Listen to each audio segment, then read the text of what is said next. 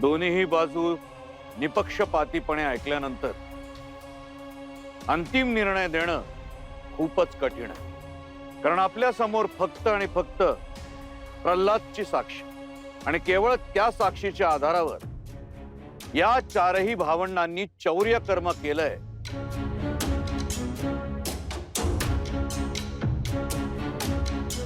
हे सिद्ध होत नाही। असं कसं म्हणता न्यायाचारी? तो साऱ्या गावाने साक्ष दिली आहे की लोक यांच्या तंत्र मंत्राला भाळले म्हणून साऱ्यांची शुद्ध हरपले हे त्यांनीच त्यांच्या मुखाने आपल्याला सांगितले। तेच तर, पण शुद्ध हरपल्यानंतर जे काही घडलं ते तर कुणालाच आठवत नाही, आणि नेमकं त्याच वेळी जे काही घडलं असेल ते कुणाला सांगता येत नसेल तर मग ही चारही भावंड दोषी आहेत हे सिद्ध होत नाही। असं कसं सिद्ध होत नाही? होईल सिद्ध। हा ज्ञाना करेल, कोणी सांगायची आवश्यकताच नाही। काय रे ज्ञाना, करशील ना सिद्ध? भूदेव, काही सिद्ध करायला गेलं की त्यातलं सत्य नाहीसं होतं। त्या दिवशी सुद्धा मी काही सिद्ध करण्याच्या उद्देशाने हरिनाम घेतलं नव्हतं। मला जे स्फुरलं ते मी मांडलं, इतकंच। स्फुरलं? असं कसं स्फुरलं तुला? आणि तेव्हा स्फुरलं म्हणजे आत्ताही स्फुरेलच ना? मग साऱ्या गावाला कळेल खरं सत्य काय आहे ते। स्वीकारशील का हे आव्हान?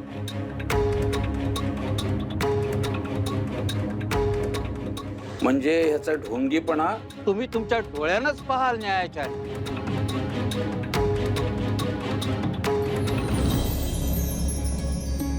विठुमाई, आज तुझ्या दारी उभं राहून तुझ्याच नामाचं श्रेष्ठत्व सिद्ध करण्याचा मला जो आदेश मिळालाय ते मी माझं भाग्यच समजतो, कारण त्यामुळे आम्हा साऱ्यांना हरिरूपाशी एकरूप होऊन जाण्याची संधी मिळेल, आणि तुझ्याशी एकरूप होणं म्हणजे परमानंद।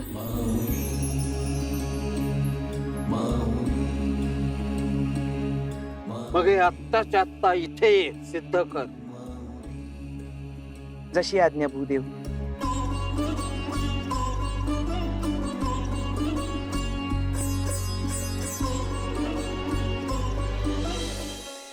पांडुरंग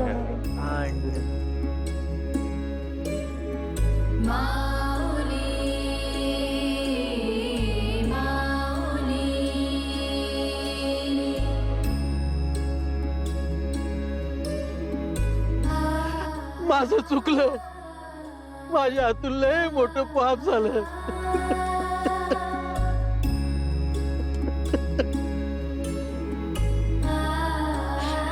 अहो, तुम्ही खरंच देवाची लेकर आहेत। तुम्ही जे करता नाही, तुमच्या हातून जे होतं तो ढोंगीपणा नाही, ती देवाची इच्छा आहे हे मला उमगलं। मला क्षमा करा, मी काही नाही केलो। मी तुम्हाला चिता मारण्याचा यत्न केला, दहीटुरायाचा मुकुट म्याच चोरला।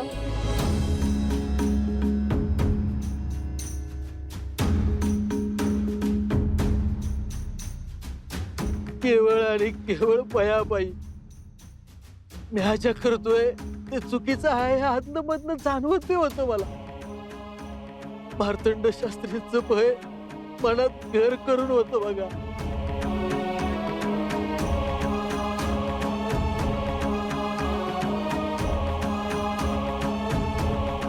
त्या दिवशी रातच्याला थरथरत्या हातानं आणि कापड्या पायानं मंदिराच्या मागच्या बाजूला आलो।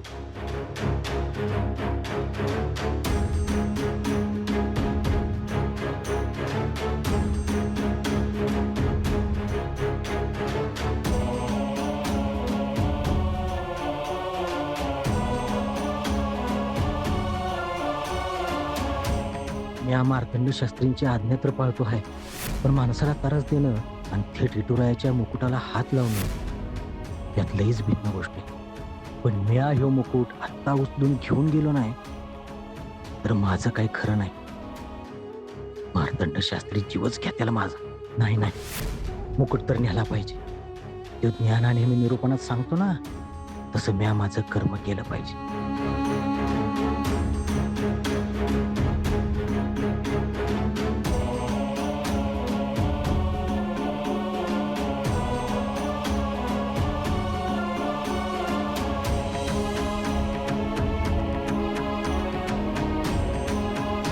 मी चुकलो, मी चुकलो, मला क्षमा करा. मला सगळ्याचा काय मी अधिकार नाही, मी चुकलो.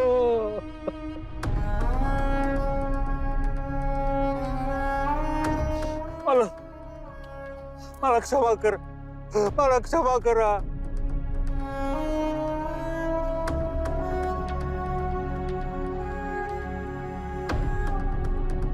जगण्याचा अधिकार तर मलाही नाही. त्या प्रल्हादाने केवळ त्याचं कर्म केलं, पण मी तर कुकर्मच करत राहिलो. त्याला तो तरी काय करणार.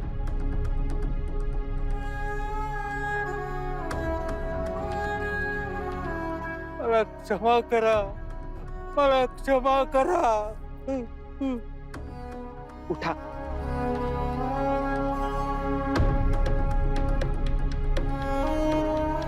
दादा उठ.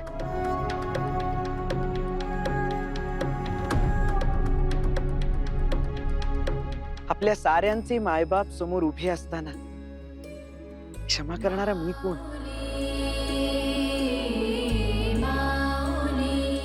आपल्या लेकरांच्या साऱ्या चुका गेली 28 युग तेच तर पोटात घेत आलेत. क्षमा मागायची असेल तर त्या विठू माईची मागा.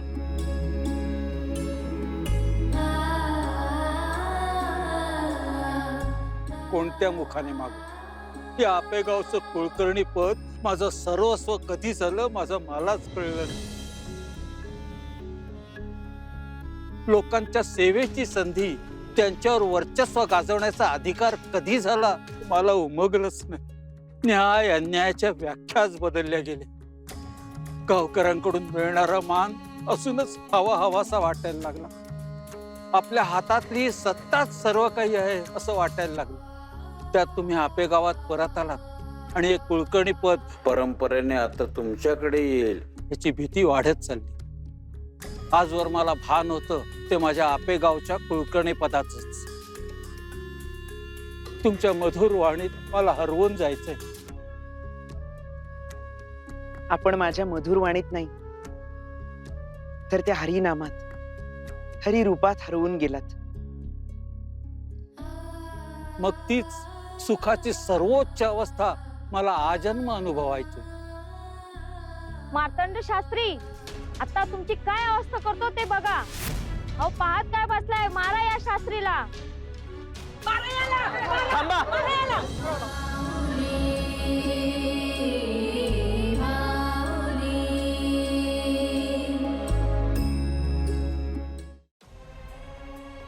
नका थांबवू त्यांना, माझी हीच पात्रता आहे. आजवर मी त्यांच्यावर खूप अन्याय केलाय, त्यामुळे आज माझा न्याय काय करायचा हीच लोक ठरवतील. कोणत्याही माणसासाठी पश्चात्तापाची झालेली जाणीव हाच खरा दंड असतो. आपण सारी त्या हरीशी एकरूप झालेली माणसं. आपल्यात कोणताच भेदाभेद उरलेला नाही. आपल्या अंतरंगात आहे ते केवळ त्या हरीचं नाम आणि त्या हरीचं रूप. काय लागतं त्या हरीला? मनोभावे त्याची पूजा करावी, त्याचं नाम घ्यावं, ध्यान करावं. तो हरी पावतोच आणि क्षमा सुद्धा करतो. मग दंड देणारे आपण कोण असं मला तरी वाटतं. होय, आणि मलाही अगदी असंच वाटतं. जसं पैठणच्या न्यायसभेत एका नव्या केशव शास्त्रीचा जन्म झाला, तसंच आज या इथे आपेगावच्या न्यायसभेत आत्मज्ञानाच्या द्वारी मार्तंड शास्त्रींचा नवा जन्मच झालाय जणू. आणि हे सगळं त्या विठुरायांनीच जणू घडवून आणलं. या न्यायसभेचा न्याय निवाडा आपल्या सगळ्यांसमोरच आहे. या चारही भावंडांवर घेतलेला चौर्य कर्माचा आळ हा खोटा आहे हे इथे सिद्ध झालेलंच आहे.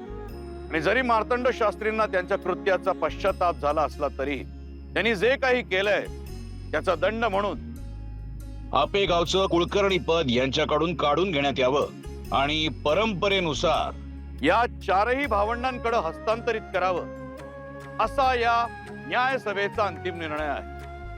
आणि अखेरीस ज्याच्या नामात दंग होऊन आजची ही सभा पूर्णत्वास गेली त्याच्याच नामघोषाने आजची ही न्यायसभा आपण संपन्न करूया. बोला पंढरीनाथ भगवान की जय.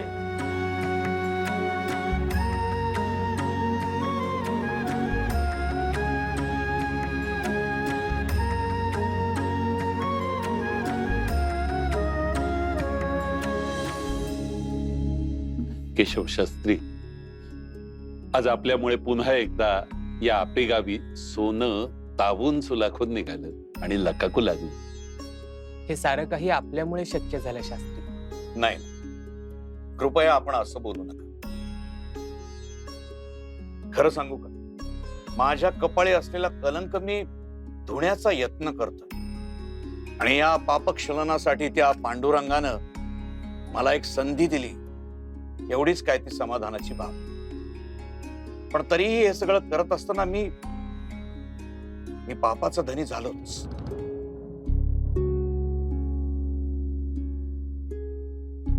म्हणजे न्यायनिवाडा करत असताना मी आपल्याला कितीतरी प्रश्न विचारले, याची खंत अजूनही आहे आणि कदाचित आयुष्यभर तशीच राहील.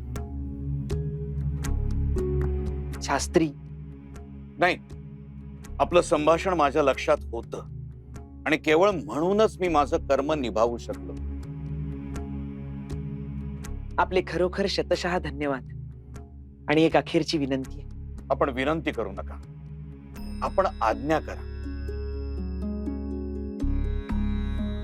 आपण न्यायसभेत म्हणालात की कुलकर्णी पद मार्तंड शास्त्रींकडून काढून घ्यावं आणि कुलकर्णी कुळाच्या वारसांना म्हणजेच आम्हाला ते परत द्यावं. होय. आपल्या पदाचा आणि त्या पदावर असताना घेतलेल्या निर्णयाचा आम्ही आदर करतो, पण तरीही तो बदलावा अशी नम्र विनंती आहे. अरे पण ज्ञाना, आपेगाव एक विशाल कुटुंब आहे. त्या कुटुंबातील प्रत्येकाच्या समस्या वेगळ्या, विचार वेगळे, आचार वेगळे, दिनक्रम वेगळा आणि व्यवसायही वेगळा. इतक्या विशाल कुटुंबाचं पितृत्व स्वीकारण्याची आमची पात्रता नाही. इतकी वर्ष मार्तंड शास्त्रीच त्यांचे पिता होते. प्रत्येकाला आपले माता पिता निवडण्याचा अधिकार नसतो, परंतु या गावातल्या ग्रामस्थांना तुमच्या रूपानं तो अधिकार मिळालाय. पण तरीही मार्तंड शास्त्रीच त्यांचे पिता म्हणून योग्य आहे.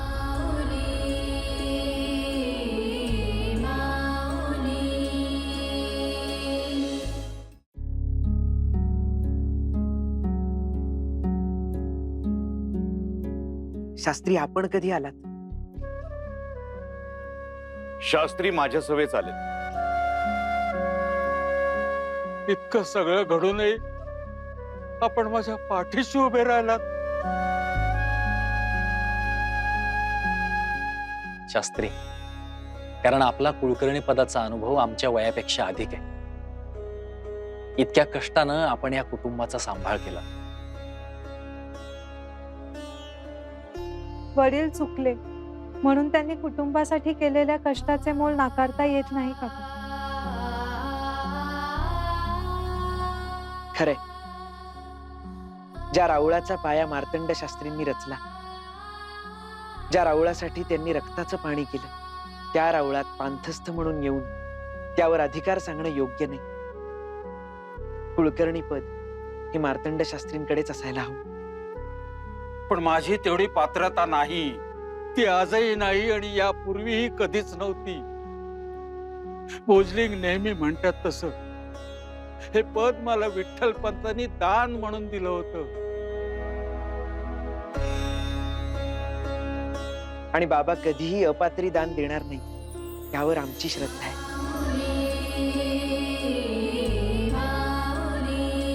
हो शास्त्री, आणि त्यालाही आता कित्येक वर्ष लोटली. त्यानंतर आपण या ग्रामासाठी देह झिजवला, नेटाने इथल्या साऱ्यांचा सांभाळ केला. आत्ता हे पद म्हणजे दान आहे असं नाही म्हणता येणार. या पदासाठी आवश्यक जी कौशल्य असतात ती सारी आपल्याकडे आहेत. केशवशास्त्री, हवं तर हा विषय आम्ही स्वतंत्रपणे न्यायसभेत मांडू. नाही नाही, त्याची खरंच काहीही आवश्यकता नाही. आपण म्हणताय ते अगदी योग्य आहे. मार्तंड शास्त्रींना त्या पदावरून काढण्याचा निर्णय मी मागे घेतो.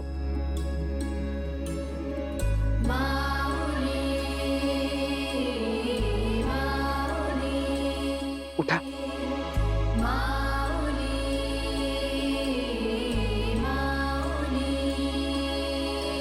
आपेगावला आल्यानंतर तुमच्या वडिलांचा सवंगडी, तुमचा काका म्हणून मी तुमच्यावर माया करायला हवी होती.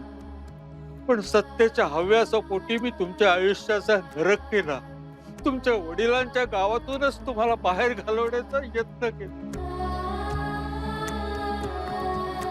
आपली वणवण झाली, आपल्याला यातना सहन कराव्या लागल्या. पण इतकं सगळं होऊनही आपण माझ्या पाठीशी उभे राहिले.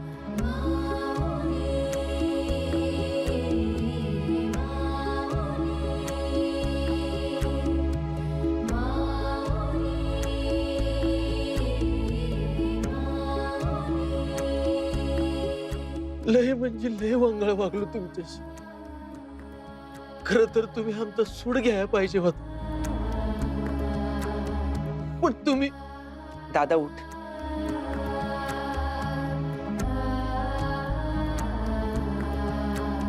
सुडाने शत्रुत्व संपत नाही, वाढतं. आणि मला या विश्वातल्या प्रत्येक मानवाशी शत्रुत्व नाही तर मैत्र जोपासण्याची इच्छा आहे. तुझ्याशी सुद्धा. प्रल्हाद दादा, माझा मित्र होशील.